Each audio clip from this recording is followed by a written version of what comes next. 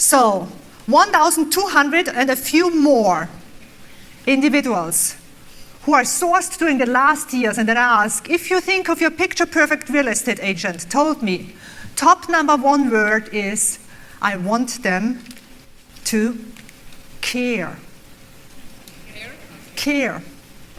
Care about me and the demands that I have. I want them to care. So I challenge you now and ask you, how can you show somebody in the first milliseconds that you care? Because then confirmation bias will work for you. And they will find proof everywhere, in the apartments that you show them, in the homes that you show them, that you really care about them. Care is one of my favorite words, by the way, because there is an easy psychological trick. The moment you take care of yourself, people think you have the capability to take care of them too. So before you think about how can I show them that you care, I encourage you to think about how can I better care of myself. You have to start with yourself. The second word is trust. What are you doing in those micro moments at the very beginning that they immediately trust you? The third word might surprise you, luxury. They want to see high-end luxury / quality. Now, luxury is different for every individual. For some, luxury means to buy a $500,000 home. For others, luxury means to buy a $100,000 home. So don't be fooled. But they want to see luxury. They want you to be reliable, and they want you to be innovative, to show them something new, to stretch them out of their comfort zone. So whatever word you feel most connected with, write it down on your green label and put it next to it. And now let's go back to that selfie that you just took. Those 3 words. Do you see that in your selfie? There are 4 different ways you can show that better in that selfie the next time, or 4 different ways how you can actually imprint those words into your client's mind in those first moments when they experience you. And I call them the A, B, C, D of your initial imprint. The A stands for your appearance. The way you look, like it or not. I told you we are visual creatures. We just like to look. Also, when you walk into a home for the first time and meet a client there, in the first 7 seconds you don't have a lot of time to behave or to say smart things. They just look at you. So what do they see? It starts with the suit you are born in. Your body. What does your body say about you? Is it tall? Is it short? Is it overweight? Is it underweight? Does it look healthy or not? Do you take care of it? And then hopefully you cover your body with clothes when you meet your clients, at least. What do they say about you? The quality, the cut, the fit, the brand, the colors, the patterns. Everything that they see. The accessories, your shoes, your jewelry, your hair, your makeup. What visual picture do you create so that confirmation bias works in your favor? But to be very clear, looking good is great, but it's not enough. At one point, you're going to behave. Your behavior in those first moments plays a major role. First and foremost, your attitude. Your attitude speaks to your clients before you open your mouth. Positive or negative. And there is only one person who can pick what attitude you choose for that moment, and that is you. Your body language, how do you stand, how do you walk, how do you carry that body throughout the day? Simple business etiquette skills. Did you shake their hands? Did you look them into the eyes? Did you let them walk out the elevator first or last? Did you let them sit down first or last? Micro moments that might not be important to you in this moment, but it might be important to them, and it shows them if you care or if they can trust you. And at one point you're going to say something. So it's the C for communication. We know that the first 11 words in every single conversation are the most important ones. So how do you start conversations with your clients? How did I start my presentation today? What were the first 11 words that came out of my mouth? And why do you remember that? it is different. Most speakers, or many, come out and say, hi, my name is Sylvie di Giusto. You already knew that. I got introduced. I'm going to talk about first impressions. You don't have a choice anyway. I'm going to talk about it. How do you start conversations with your clients? Most people waste it with, how are you doing? There is nothing wrong with asking, how are you doing, if you're really interested. But what could you do the evening before, prepare, study, research about the person that you're going to meet to impress them from the very first moment, and say something about them that you found on their LinkedIn profile, the company they work for, positive news, anything that shows them that you care. And then it's about how you say it. Your voice is a very powerful tool. It's like an instrument that you play every single day. And most of us just play that instrument. We never really learn to play it. We just play it. That ABC is nothing I came up with. It's a very common model. However, I added the D, because I find that nowadays, most often, we don't make a first impression anymore in person. We make it in a digital way. Your clients might Google your name right now. Possibly an email that you have written weeks ago got forwarded and forwarded and forwarded, and you don't even know where it is right now, and somebody is reading that email right now, deciding to call you or not, to trust you as a real estate agent or not. Out of those 3,000 contact points you have every single day, most of them are actually happening in a digital way. So, if there are some basic recommendations I want you to walk away with today. The first one is to avoid distraction for any price. You don't want to be known for your hair, you don't want to be known for your makeup, you don't want to be known for something you are wearing. You want to be known for your knowledge, your excellence, the added value that you bring to the table for your clients. The moment they remember something about you that has to do with something you're wearing, you have done something wrong. Sometimes it's tiny gestures that send a very powerful message to others. Like here, when the past president of the United States meets Monsieur Strauss-Kahn. Look closely. And sometimes we say things without even saying things, because we all remember what those eyes said, all of us, in that very moment. And well, you know, it's probably social media 101. I don't have to tell you anymore that it's not a good idea to put the lower part of your body on Twitter twice or 3 times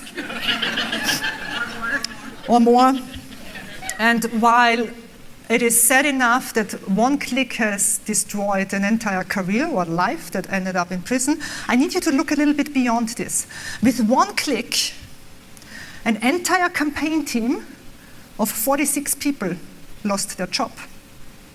With one click, a lot of donors lost a lot of money to a financially quite successful campaign.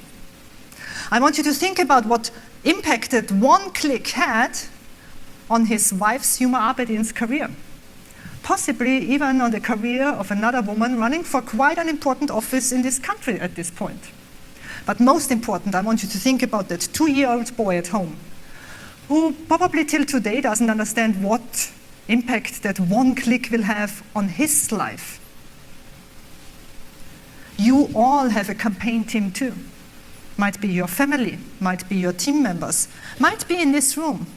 I need you to realize that the way we perceive you also has an impact on how we perceive your campaign team, those who support you. If I now would ask you, what do you think out of those A, B, C, Ds? Which one is the most important one when it comes to the way people perceive you? Is it your appearance, your behavior, your communication, or your digital footprint? What do you think? Who thinks it's A? Raise your hand. Who thinks it's B for behavior? And the C for communication? Yeah, but unfortunately, you're wrong. First of all, it's all of them, very clearly. You cannot look great and behave horrible. That just doesn't work. But second, unfortunately, I need to change the order for you. Because nowadays, nowadays, your first impression happens 24/7 on the internet in a digital way. You cannot stop anymore that it happens. Even if we Google your name and we don't find anything about you, we are suspicious. If you need to clean up anywhere, it's not your wardrobe. It's probably your online presence. So, now, let's talk a little bit about the labels on your bag. Before I let you take off those labels, I want you to know that people put on those labels probably or based on your A, B, C, and some of them on your D if they already have a relationship with you. That being said, before you take them off, I need you to know that most of them lied. Because you are nice people. You walked around and put nice words on each other, right? Didn't you? And that is just fine for the warm and cozy environment in here, but out there, it's a little bit different. Second, it's different if somebody put a label on your bag who doesn't know you, or somebody who already knows you. Because they took into consideration the relationship you have to each other, your work performance, everything they know about you, and then they picked the word.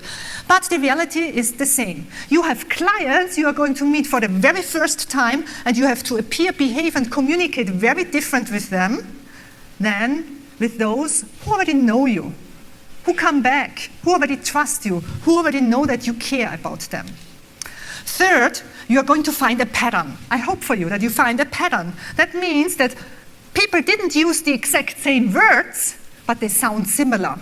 Friendly and nice and kind is in one group, while sharp, professional is in another group, while knowledgeable, trustworthy, reliable is in a different group.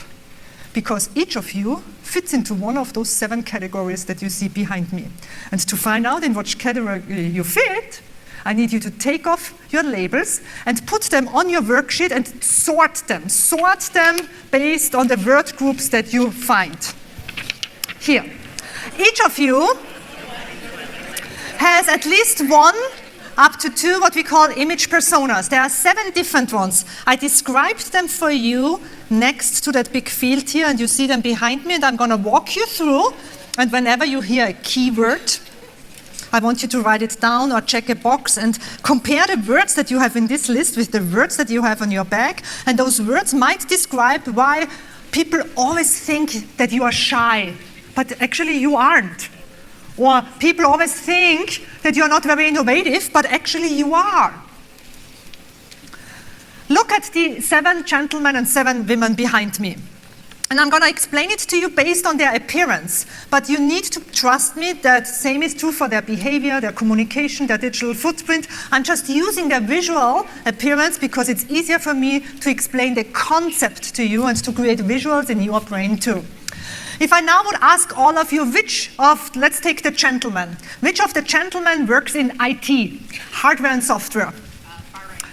Then you would go from the left all the way far right to the last one, and most of you go back to the first one. If I would ask you, which of them is the lawyer? 2, 3, 2, 3, 2, 3.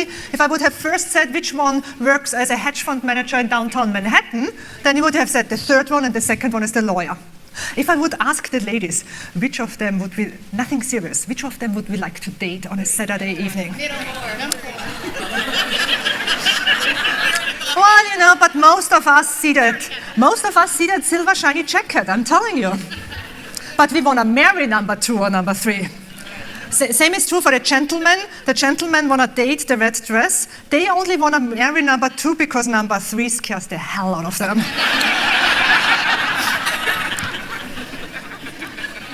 We think that we know something about people just by looking at them. You have never met any of them. We just put them into a box because I am biased and you are too. I stereotype and you do too. Because our brain does it automatically, and we put people into different categories. And that might explain why some people wrote something down here, because you are in one out of those 7 categories. The first ones, the natural ones. You are in this group when your keyword is comfort. Everything in your life you choose based on the fact that it has to be comfortable. So if I would walk into your wardrobe, for example, everything I find in there is white and stretchy and brown and beige and gray. And if you go color crazy, you pick navy blue. Flats only. The idea of wearing a suit for gentlemen sounds horrible because a suit is not comfortable. The idea of wearing high heels and a tight dress for the ladies sounds horrible because you like to actually walk barefoot in your comfortable home with that big couch and with the carpet on the floor. You are an outdoor person. You like to walk along a river or take walks at a lake. Your dream come true car is a Jeep Wrangler. Here you go. Your keyword is comfort, and probably you found words that are similar to those on your back. While the next one, the second one, those are our traditionals. Your keyword is traditions. High values are very important for you. They have either to do with your head or with your heart. Knowledgeable, expertise, family, children. If I go into your wardrobes, nothing is too tight, nothing is too short, everything is quite boxy. You wear a suit because that's how we grew up, right? That's what our parents told us, to wear a suit at work, but it's an American cut one. Those are the gentlemen who go into Brooks Brothers and think, oh, it's so exciting here. If you're a woman and you like that Burberry pattern, that very traditional Burberry pattern, then you are in this group. I find a lot of beige, I find a lot of nude, I find a lot of gray and navy blue in your wardrobes. Your dream come true car is a BMW. If I go into your homes, you have family pictures all over on your wall. Your dream come true vacation is to rent a house over Thanksgiving in Connecticut and invite the entire family, which sounds horrible to the rest of us. You are cousins with the third one. The third one are the quality people. Your keyword is quality. You like to invest, and for that reason you avoid distraction for any price because you want everybody to see that you are willing to invest. If I go into your wardrobes, everything is sharp, plain, black and white, blue and white. You are a high contrast person. You combine a navy blue suit with a white shirt. While the traditional ones, they combine a navy blue suit with a blue shirt. Doesn't make any sense to you. The traditional woman, she wears high heels, block, rounded toe. The elegant one has pointed toe. You like color blocks. You like Chanel, the very traditional Chanel. Everything has to be sharp. You go into Hugo Boss and think, oh, it's so exciting, gray in here. Your dream come true car, an Audi in black with beige leather and silver interior. Your dream come true vacation, well, wouldn't mind a luxury resort in the Caribbean. The fourth one, your keyword is people. You are really good human beings. We really like you. You have a good soul. That's why we want to be friends with you. You found also soft words on your back, like kind, friendly, nice is one. The idea of standing here on stage and talking to 500 people sounds horrible to you. The idea of being in a room with one person, with one young person, and being his or her mentor and help them on their career path, that sounds exciting to you. And for that, you need some sort of softness. So if I go into your wardrobes, for example, those are the women who have those flowy and soft dresses with the ruffles and the polka dots and the paisley. And usually they have long hair and a ponytail. And they have jewelry. It's teeny tiny, right? Look, it's teeny tiny, right? Nothing too big. Oh my God, don't you like that pastel color on me, right? You go into Tory Burch and then you see those flats with those embellishments and you think, oh my God, they are so cute. Your words are very soft too. Then we have the next group. He goes to the gym 7 days a week. She doesn't eat 7 days a week.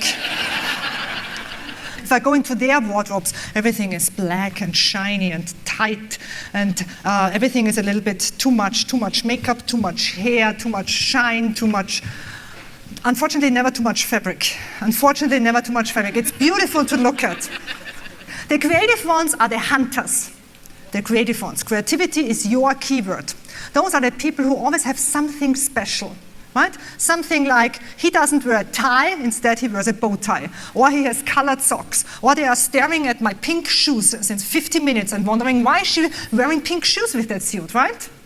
So you always look for something special. Those are also the people that we see on the street, and they wear 7 different fabrics with 7 different colors and 7 different things. And it's quite overwhelming, especially if you are in the elegant group, because if you are in the elegant group, you have a matching disorder. Everything in your life has to match. And they have a dismatching disorder. Nothing can match. And you see that creativity in them. And then we have the last ones, the drama people. The dominant ones. They walk into the room and you know they are there. Usually they are tall and loud. And also visually, they love head to toe black. They also love color block. But if they, for example, wear jewelry, it's one big chunk that they have. They love architectural, fashion. Everything has a specific shape, is loud, and makes sure that we see them. If you are in the people group, you really like my suit today, right? Don't you? Don't you? Those pastel colors. If you are in the elegant group, you think, yeah, a little bit too much and a little bit too tight. The traditional ones think, yeah, and she doesn't wear any hosiery. That is kind of pushing it here. The body ones think, is she wearing Spanx underneath? And the natural one thinks, what the heck are Spanx? You think you know something about people by just looking at them, because you in your mind imprint specific words and connect them with the way people look.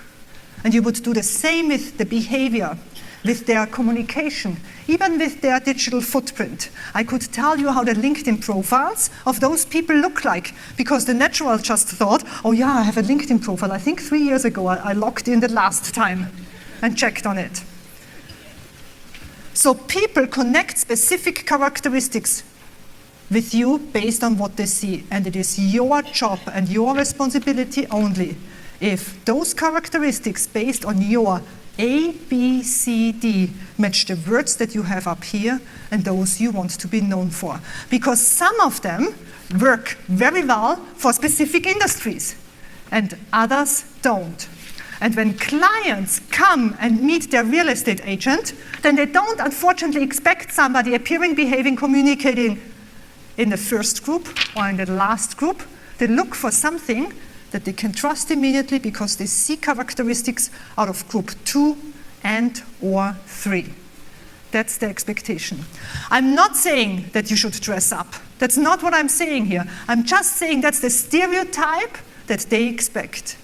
And you could borrow elements in your appearance and behavior and communication to deliver immediately what they expect, and confirmation bias will work for you. Because otherwise, unfortunately, people have a tendency to always see the things that are wrong. They never have a tendency to see the things that are right. You are not going to leave this session today saying, oh my God, everybody had such an amazing breath today.